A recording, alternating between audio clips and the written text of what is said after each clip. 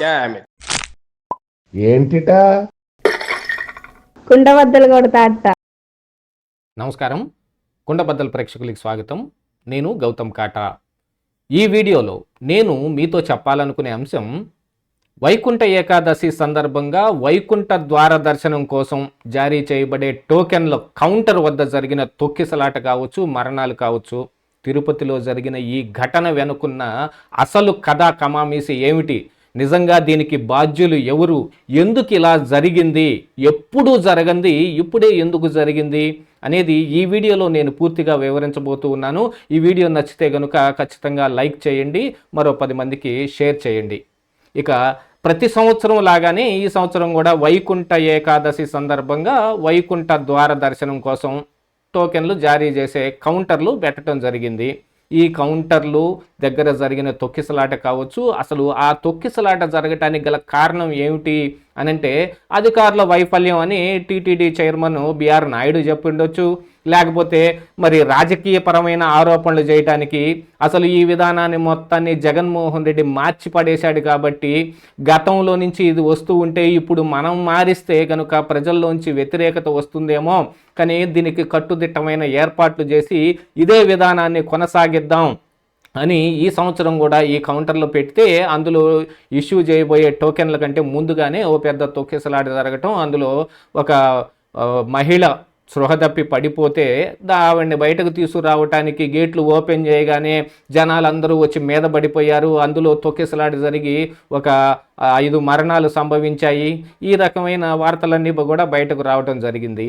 అసలు ఈ టోకెన్లు జారీ చేయటం కోసం అంతమందిని అలా ఎందుకు పోగు చేయవలసి వచ్చింది, అక్కడ పెట్టి వాళ్ళందరినీ తాళాలు ఎందుకు వేయవలసి వచ్చింది, అసలు ఈ కౌంటర్లలో ఈ టోకెన్లు ఇష్యూ చేయటం కోసం ఎక్కడెక్కడి నుంచో వస్తూ ఉన్నారు అనంటే ఆ వచ్చే విషయం మరి ప్రభుత్వానికి ముందుగా తెలియదా?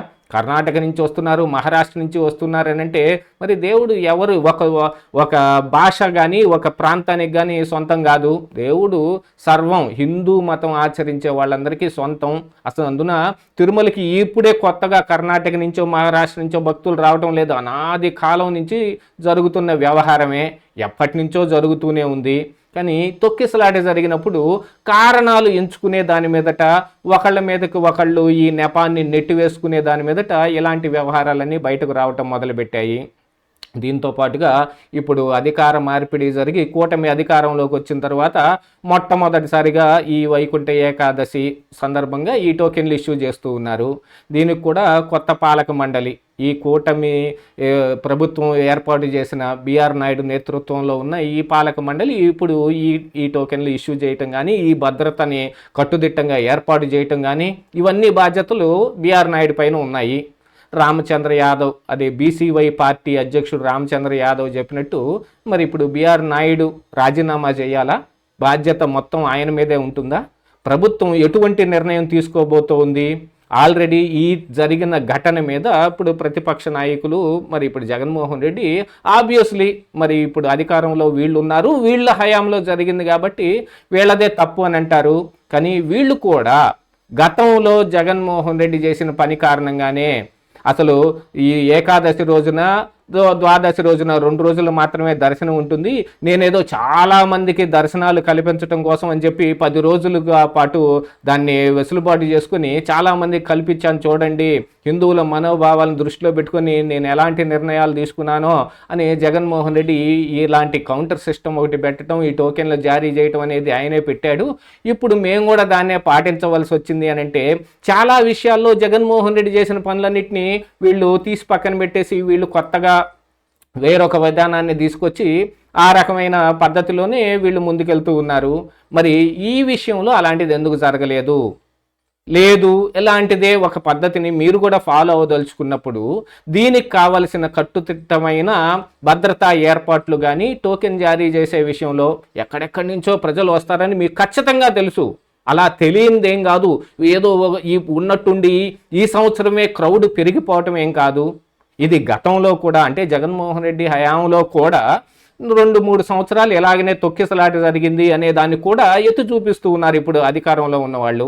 ఇది ఖచ్చితంగా కూటమి యొక్క వైఫల్యం కిందనే చూడాల్సిన అవసరం ఉందా లేదా అనేది మనం గుర్తుపెట్టుకోవాలి ఇక్కడ.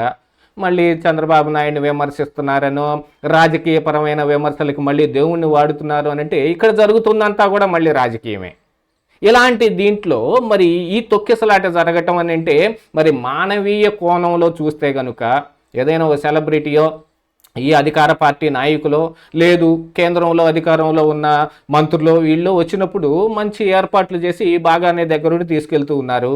అదే సామాన్య ప్రజలనైతే బంధువుల దొడ్డిలో బర్రెల్ని బంధించేసినట్టుగాను, గొర్రెల్ని మొత్తాన్ని తీసుకెళ్ళి ఒక గిరిగీసి ఆ గిరి చుట్టూతా దడిగట్టి దడి లోపల పెట్టి తలుపేసినట్టుగాను ప్రజలందరినీ ఒక ప్రాంతంలోకి నెట్టేసి చుట్టూతా గోడలు పెట్టి ఉన్న దాంట్లో తాళాలు కూడా వేశారు అని అంటే యాక్చువల్గా తిరుమలలోనే ఎక్కువ మంది భక్తులు రావటం మూలాన క్యూ కాంప్లెక్స్లు కట్టారు.